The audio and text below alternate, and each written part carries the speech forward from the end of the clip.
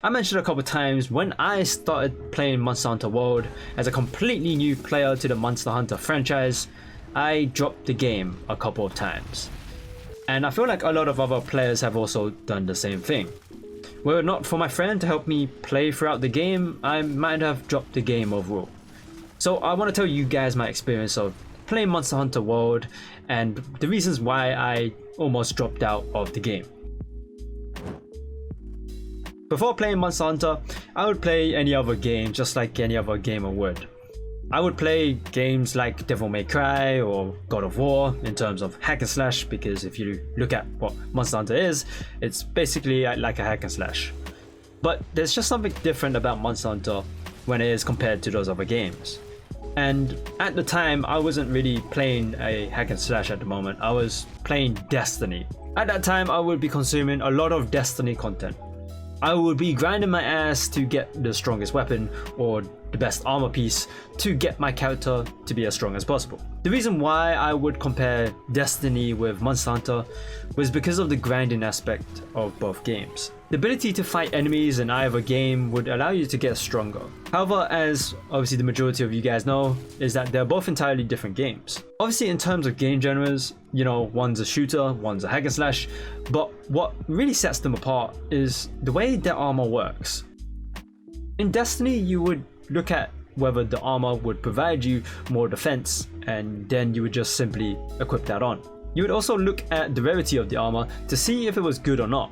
And I feel like maybe other games also do the same thing when it comes to equipping armor. You would just look at if the defense of the armor is higher or lower than the armor that you're currently wearing.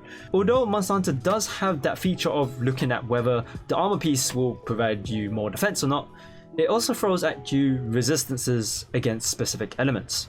I then thought that, maybe I have to also factor in whether this would allow me to be more resistant to this particular element. But this is where the problem lies. In World, what really matters is your skills that are tied to the armor piece that you are wearing. Now don't get me wrong, I know that the elemental resistances are important as well, because you need to see whether you can survive that attack from the monster, whether it's a fireball or electric attack. You need to see if you are resistant to that element. However, I believe that the skills come first when placing armor pieces on your character, and then you can think of what comes later. When I first started in World, I thought that there must be one armor piece or one armor set that can deal with anything that I would fight against. Whether that be the monsters that you would find in the middle of the game, all the way up until the end of the game, I would try to use one armor set to beat the whole game. But that is when I got stuck and confused. I would try to increase my armor's level because the monsters were starting to hit harder, as you would expect when progressing deeper into the game. However, I failed to realize that when progressing through, more armor would open up and they would have better stats than the armor that I would have been wearing at the time. Had I realized that sooner, then I would not have struggled so much against bloody Anjanath or some other monsters that might have been an obstacle whenever I want to progress throughout the story content. Additionally, the skills that you would find on other armor pieces can help out with increasing your character's performance. Which again, I did not know that at the time, as I was too focused on fighting the next monster. Then I would have to struggle fighting that monster and the next monster, and then it would just become a horrible loop of fighting the hardest Dark Souls boss with no armor on. Obviously there are some people who can do that, you know, just run in Dark Souls with no armor on and fight every single boss, but I'm not looking for that experience. I'm just trying to play the game, and I don't have a lot of time on my hands to, you know, try to become insanely pro. I was too focused on thinking about the monster's attack patterns and how I should dodge their attacks, or when I should be looking at what weapon I should use that might be more suitable to fight this monster. Or I would be thinking about what elements the monster is throwing out, because I need to see if my armor can hack that attack from the monster. These additional things are again something that a new player doesn't really take notice of, which is probably why I struggled with this game. Another thing that made me almost drop Monster Hunter is information overload. The amount of information the game throws out is kind of overwhelming for someone that's completely new to Monster Hunter. It felt like I was suddenly thrown in the middle of an MMO without actually knowing what my abilities do, despite the fact that I've never played an MMO. There's a lot to take in, from learning how to craft potions and items, how to use traps, the slinger, then having to learn the weapons. That can be quite a lot to take in when you haven't even started to fight a monster properly. Especially when this is your first experience of the game, you just tend to ignore it and try to learn it later, but you continue to dive into the game, missing out vital information that you skipped over. Now, I do understand that there are people who can actually take in the information and continue playing the game with no problem. However, if you are a person that doesn't have too much time and you don't want to pay too much attention to the information, then they might just have a difficult time as they draw closer to the end of the game. I also mentioned having to learn weapons, which is another problem that I had. I believe the first weapon I had chosen was the Greatsword, because it was either the first weapon they give you or the first one in the list of the other weapons. The Greatsword is probably the worst weapon to start off with, in my opinion.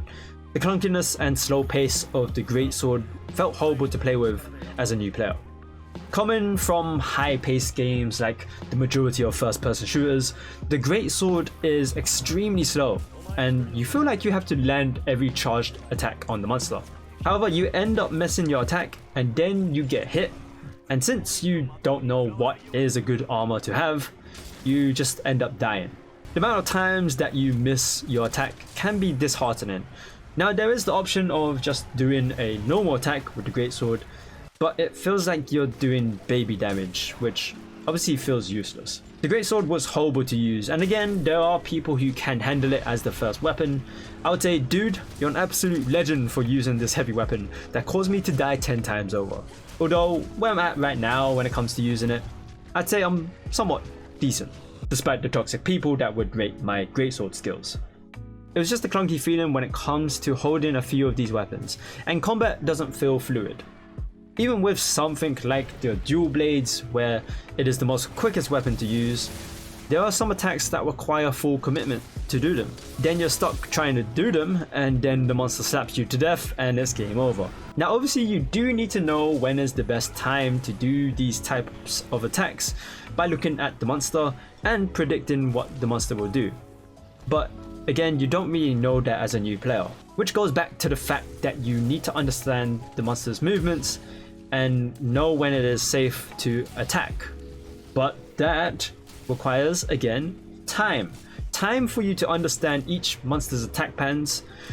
But if you don't have time and you're trying to rush the game, it becomes a problem. When it comes to other hack and slash games like Devil May Cry, Bayonetta, the combat instantly feels fluid.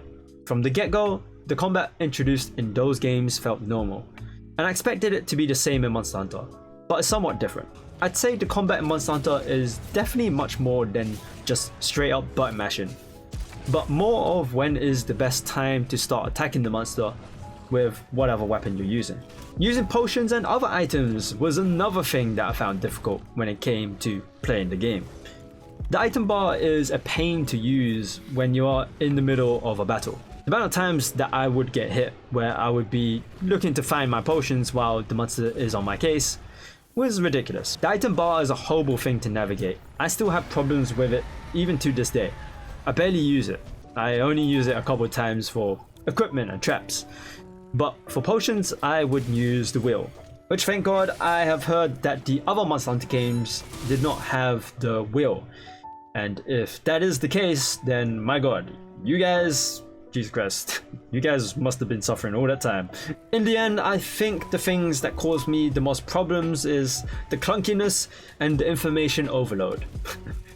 There's a lot of information that this game throws at you, and it feels clunky when you first start playing the game. However, if you do take the time to understand the system, understand the different mechanics, then this game becomes pretty simple. And additionally, if you have another friend that has played the previous Monster Hunter games, then this experience would be much more, simple and not freaking difficult when you first started playing. And just to let you guys know that this is just my experience with the game, and it doesn't mean that everyone experiences this problem as well. So I want to hear you guys and your thoughts of what made this game difficult for you. And if it didn't, then feel free to drop it down in the comments. I'd like to hear what is difficult about this game or what isn't difficult about the game. So again, drop it down in the comments below. And if you found the video useful in some way, give it a like and subscribe to the channel if you haven't already, because there's going to be more Monster Hunter content to come in the future and a bit of other content that I would like to throw out.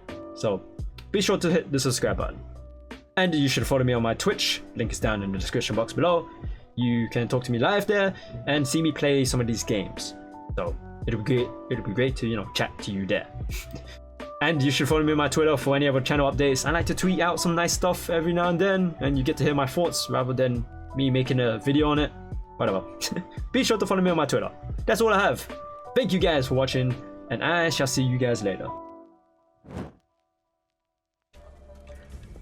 Dead. Dead. And then we climb up. Climb, climb, climb, climb. Nah! Wait, who found me? Oh, the guy on top. Oh, wait, what? Wait, it's not working. Wait. Whoa, whoa. What's happening? What's happening? That doesn't count for the fudge. Okay. I have somehow cheated the system.